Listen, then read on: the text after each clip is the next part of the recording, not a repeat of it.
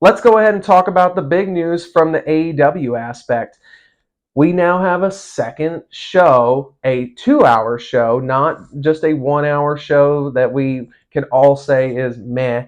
But AEW Collision has officially been announced to air on Saturday nights on the TNT network. So now you've got Dynamite on Wednesdays, Rampage, and sometimes followed with Battle of the Belts on Fridays.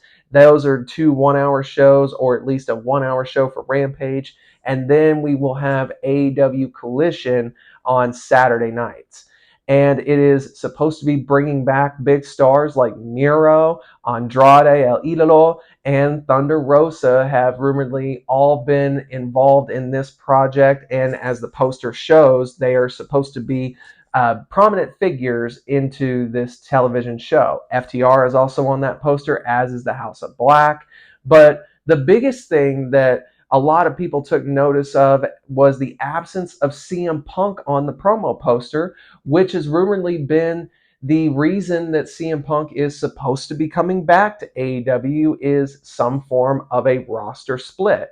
Those who would want to work with Punk and those who don't. And again, this is all just hearsay. Who Punk has also said that a lot of news that's come out, especially from Brian Alvarez, is false. But none of us really know exactly who's working who, as the saying goes. But I would also be more apt to believe the talent themselves over a journalist writer. No offense to Brian Alvarez at all, but this is the landscape we live in. When you hear it from the horse's mouth, it's easier to believe.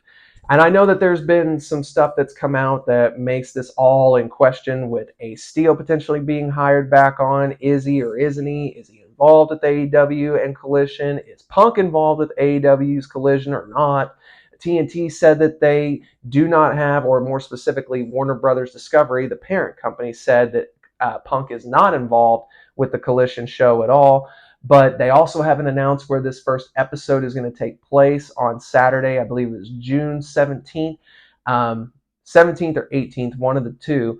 But they are supposed to be announcing that location this Wednesday on Dynamite. And if it's in the Chicago area, I think it's pretty safe to say that Punk is expected to return.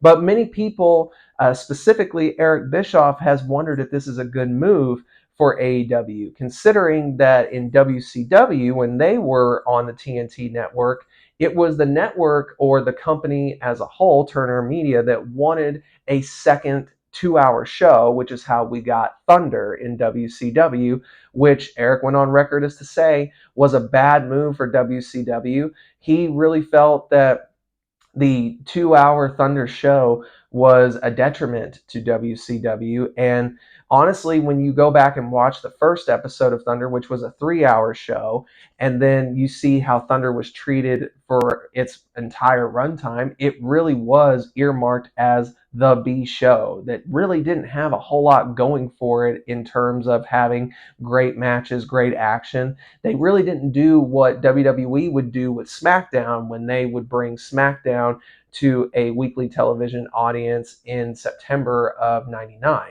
Thunder beat them to the punch with their second show in 98, but like I said, and as Eric pointed out, it really just became a clip show.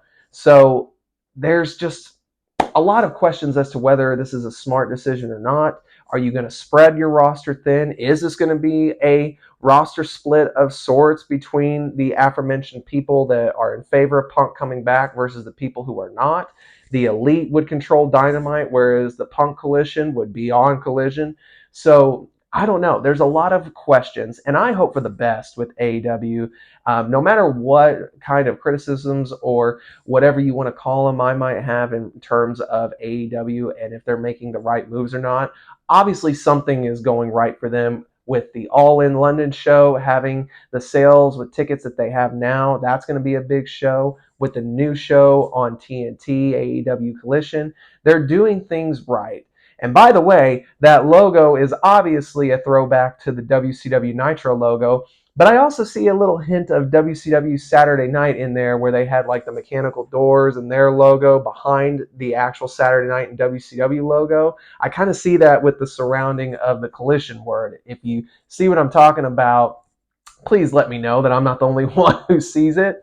But let's see where things go with AEW and the Collision show. That first outing will be interesting, and it'll be interesting to see if 2 hours on a Saturday night is successful, because that's the big question.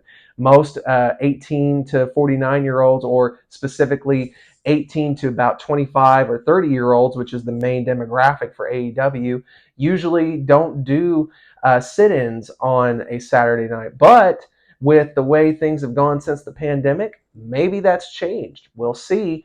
Only time will tell if this ends up being a success. I'm hoping for the best with AEW, and hopefully we do have another entertaining and compelling show in professional wrestling overall.